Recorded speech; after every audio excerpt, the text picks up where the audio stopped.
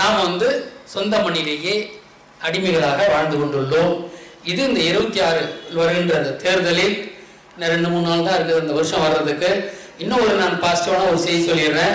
2-3 வருடங்களாகவே நான் சொல்லிட்டு இருக்கேன், 26 வாக்கில் யூதன் விழுவான், தமிழர் எழுவர் அப்படின்னு சொல்லிட்டே இருந்தேன். நான் 3 வருஷமா சொல்லிட்டு இருக்கேன், நம்ம வகுப்புலலாம் நான் சொல்லிட்டு இருக்கேன். ஆனா ஒரு 6 மாதங்களுக்கு முன்னால இஸ்ரேல் யூதன் விழுவான், அது நடந்துருச்சு.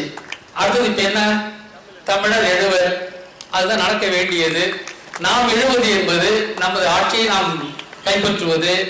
இப்போ நாம பிரச்சாரம் பண்ண போது என்னன்னா, நம்மை ஆள்பவர்கள் தமிழர்கள் அல்ல, தமிழன் தான் தமிழ்நாட்டை ஆள வேண்டும் வந்தா வர தேர்தலில் மிகப்பெரிய ஒரு மாற்றம் வர காத்திருக்கிறது.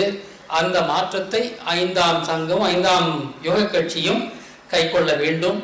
நாம் வந்தாதான், ஏன்னா வரலாற்று ஆராய்ச்சி நாம தான் பண்ணியிருக்கோம், ஆன்மீக ஆய்வுகளை நாம தான் பண்ணியிருக்கோம், மற்ற அனைத்து ஆய்வுகளையும் நான் பண்ணியிருக்கோம். 2 வருஷம் நம்ம வகுப்படுத்திருக்கோன்ற எல்லாருக்கும் தெரியும். அனைத்து துறைகளையும் நாணயம் மேற்கொண்டு காகித பணம் வேணான்னு நாம தான் சொன்னோம் இல்லைங்களா? காகித பணம்ன்றது அவ்வளோ பெரியது, அது யூதர்கள் கொண்டு வந்தது.